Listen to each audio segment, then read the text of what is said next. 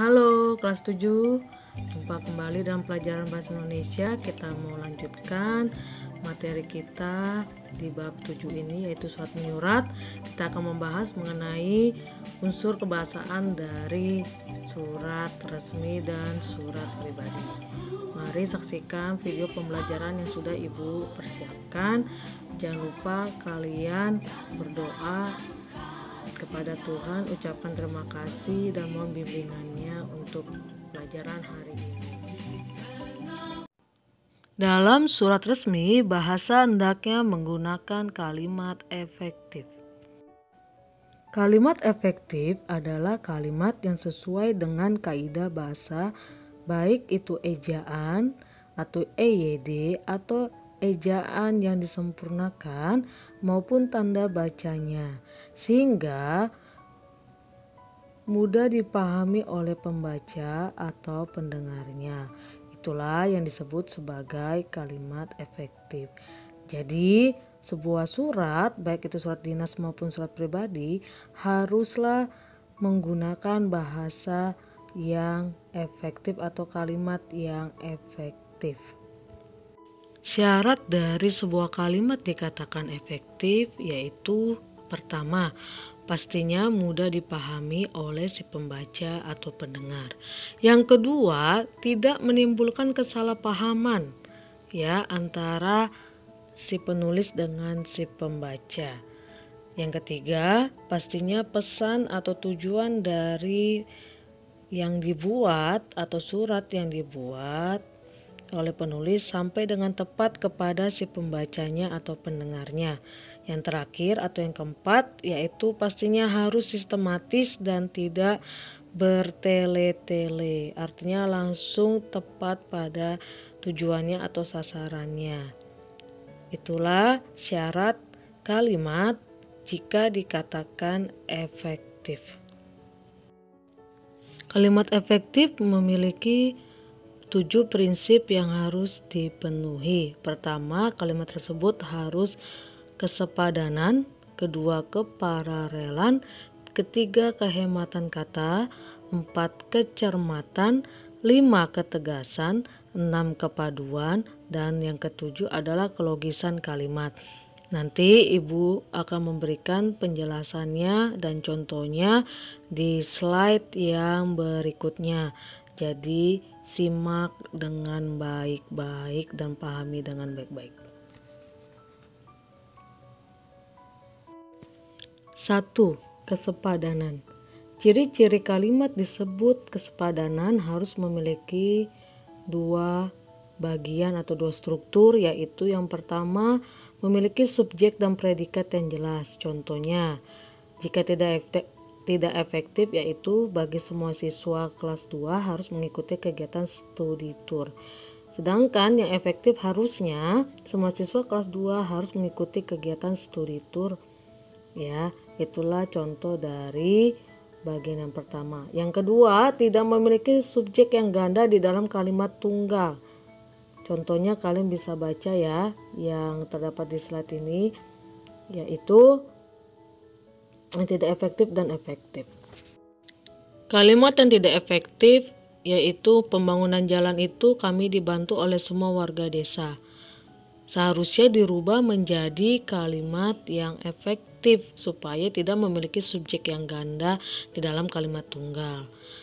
Jadi kalimat tadi dirubah menjadi kalimat yang efektif, yaitu dalam membangun jembatan itu kami dibantu oleh semua warga desa. Itulah perbedaannya antara kalimat tidak efektif dan efektif dari segi kesepadanan. Yang kedua adalah kepararelan, yaitu ciri-ciri dari kepararelan di mana bentuk kalimat efektif adalah jika kata pertama berbentuk verba atau kata kerja, maka kata selanjutnya berbentuk verba juga.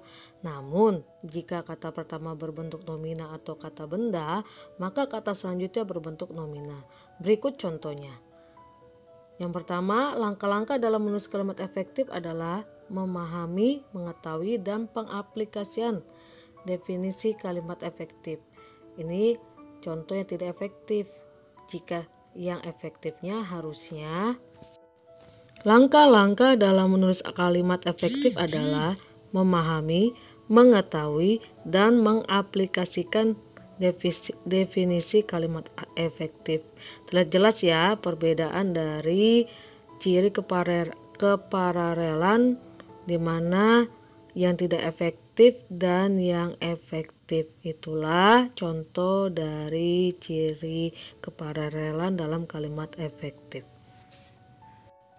Ketiga adalah harus memperhatikan kehematan kata, di mana tidak menggunakan kata-kata atau frasa yang tidak perlu digunakan. Ini tujuan dari kalimat efektif harus memiliki kehematan kata, artinya tidak boleh bertele-tele.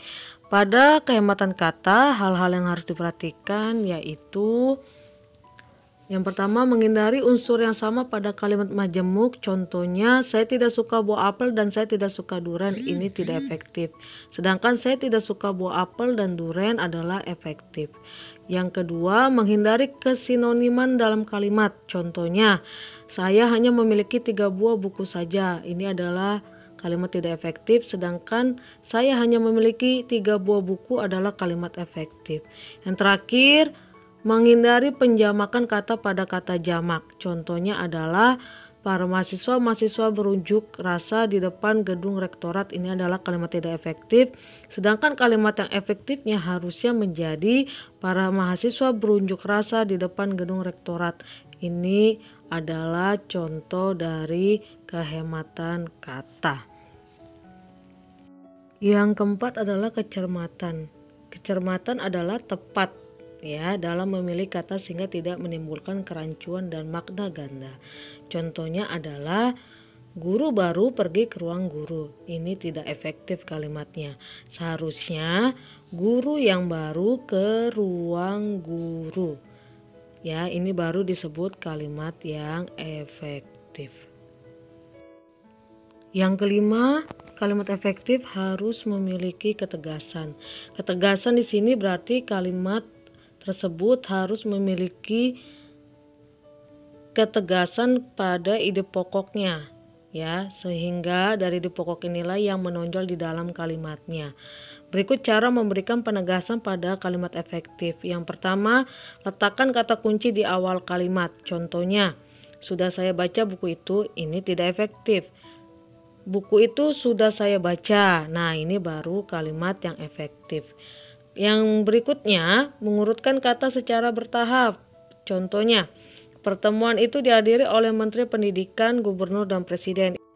Ini adalah kalimat yang tidak efektif. Seharusnya dirubah menjadi kalimat efektif, yaitu pertemuan itu dihadiri oleh Presiden, Menteri Pendidikan, dan Gubernur.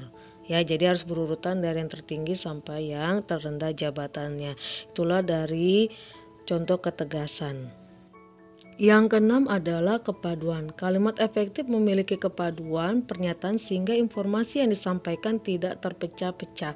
Contohnya, Budi membicarakan tentang pengalaman liburannya. Ini adalah contoh tidak efektif. Sedangkan Budi membicarakan pengalaman liburannya, ini adalah kalimat yang efektif. Yang terakhir adalah atau yang ketujuh, kelogisan kalimat. Ide kalimat dalam kalimat efektif dapat diterima atau dimengerti oleh akal dan sesuai dengan kaidah EYD. Inilah yang disebut dari kelogisan kalimat. Contoh dari kelogisan kalimat adalah yang tidak efektif, waktu dan tempat kami persilakan. Sedangkan yang efektif adalah Bapak Kepala Sekolah dipersilakan. Nah, itulah ketujuh prinsip-prinsip yang harus dipenuhi dalam setiap kalimat efektif, yaitu kesepadanan, kepararelan, kehematan kata, kecermatan, ketegasan, kepaduan, dan kelogisan kalimat. Ibu harap kalian sudah mengerti semua, kalian sudah memahami semua.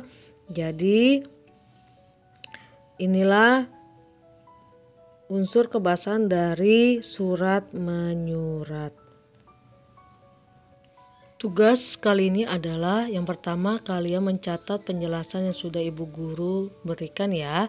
Yang kedua, kerjakan halaman 138 sampai 142, nomor 8 dan 10. Lalu halaman 145 sampai 146 nomor 6. Kerjakan boleh secara kelompok. Kerjakan secara kelompok. Satu kelompok hanya terdiri dari dua orang saja dan sesuai absen. Misalnya absen 1 dengan 2, absen 3 dengan 4 dan seterusnya. Kumpulkan melalui GCR.